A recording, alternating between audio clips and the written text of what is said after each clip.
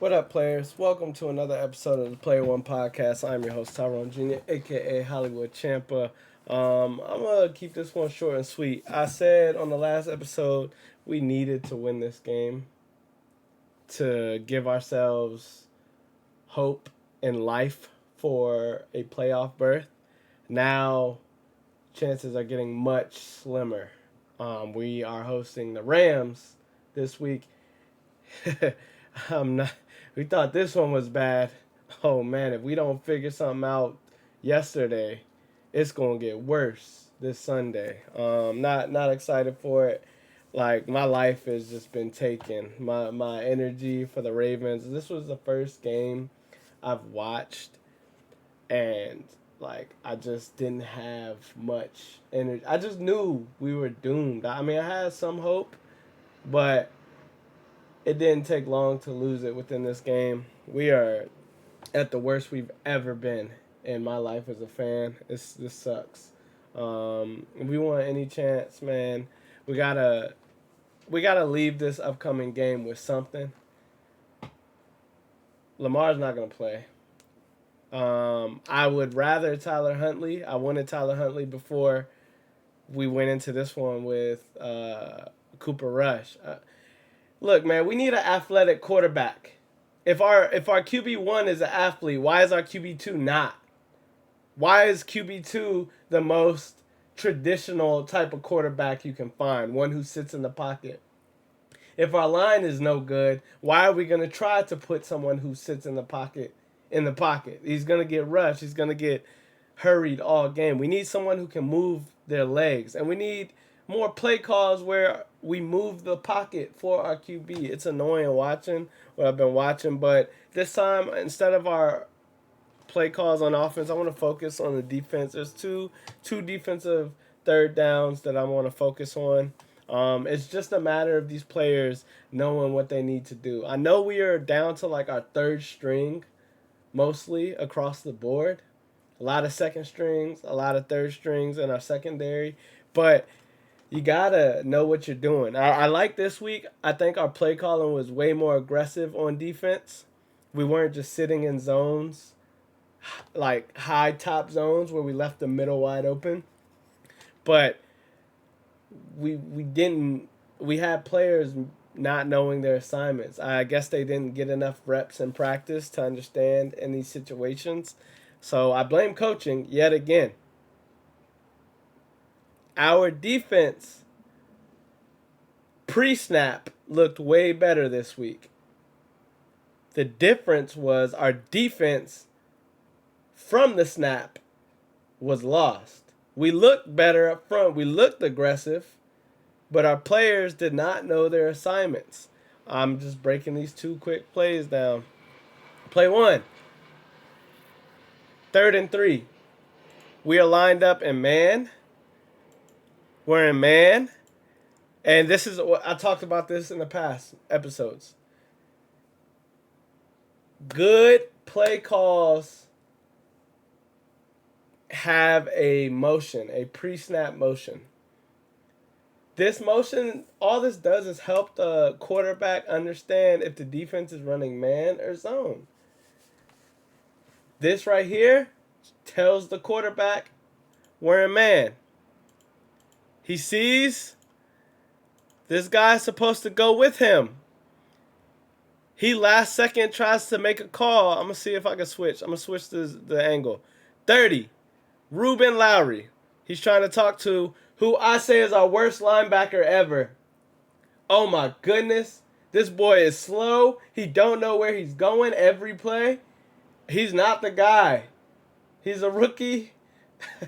He is getting exposed every play. I've never seen someone move so slow like this man.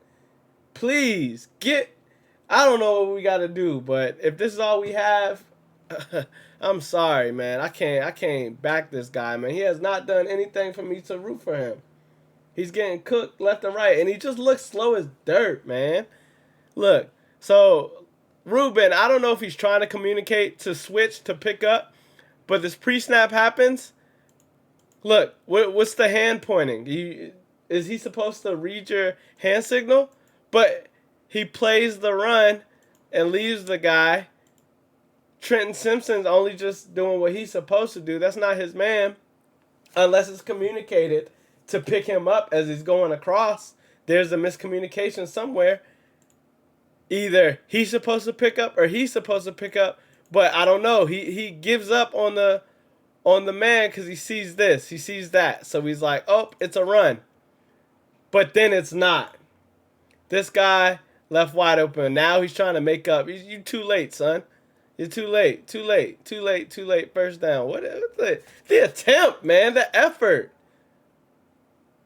Just look, man. It's a good little misdirection. It's to exploit all the options. This is what the Ravens need to do with our athletic quarterback. You pretty much subtract defenders by using options or showing options. He goes motion. He fakes the handoff. That pulls an option. Whoever his man is going to step down. That pulls the defensive option down. Now it's less defenders. Now, with his legs, that's always an option. And then it's one-on-one, one-on-one. All he has to do is play off of the defender. Look, the defender leaves him, dumps it over him. Easiest first down right there. That's it for that one. Let's quickly go into this one. Why this play turns into a big run.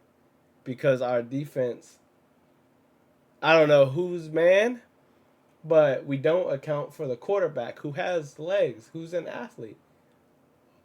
I don't know if we're running a spy or what, but we go man.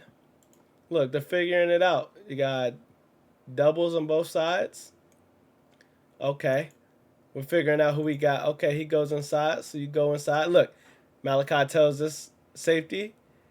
Now, that's the heavy side. You drop down, you pick up a man, and I'm going to drop back and play over top. Now, with these guys, these linebackers, it should be man and man. Everyone's got a man. Look, they're talking. Who they got? Call out who you got. Okay. Okay. This is 3rd and 3. Again, I'm happy that we're being more aggressive on these third downs. We went from playing zone all last week to a lot of man. But the thing is, if you get pulled away, if you guys don't coordinate and call for every man, you're gonna get exposed. Oh, and another thing, another pre-snap motion. All this does is help the quarterback understand what's going on. Pre-snap, okay. All right, I see it's man. That means somebody might get open. There's going to be a bunch of crossing routes when there's trips. It's hard to guard trips because then everybody's running different. Look, everybody trip. They got all this going on. Okay, nothing's there. He had him. He had him if he wanted. But he sees nobody's guarding him. Let's go back. Time out. Let's go back. It's so frustrating, man. Put them in motion, okay? And man, these two are talking. What are they talking about? I don't know. I feel like back in my days when I used to play, how much were people really listening? You got to make your call short and sweet. Because if you start yapping, nobody's going to listen. There's too much going on. We know we're racing the clock. The ball will get snapped any minute. We don't have time. What are they talking about? Look, he's still talking. What are you talking about? Now he's trying to say something last second. What are you saying? The ball has just been snapped and you're trying to say something last second. What? What is this? He's not listening anymore. The ball snapped. Now he's guarding him. Now who is Trent guarding? Nobody. One of them is supposed to pick up the quarterback while the other takes the running back. So right here, he should be running with him and he should be with the quarterback. But look, let's just see how we just floating around doing nothing. Guarding nobody right here. Okay, man, that's your man. He's going across, so he's going up, and he's going to pick him up. It's still these two matched up on these two. Y'all can cheat over at this point. It's cheat over. Line up on top of who your man is if you got to.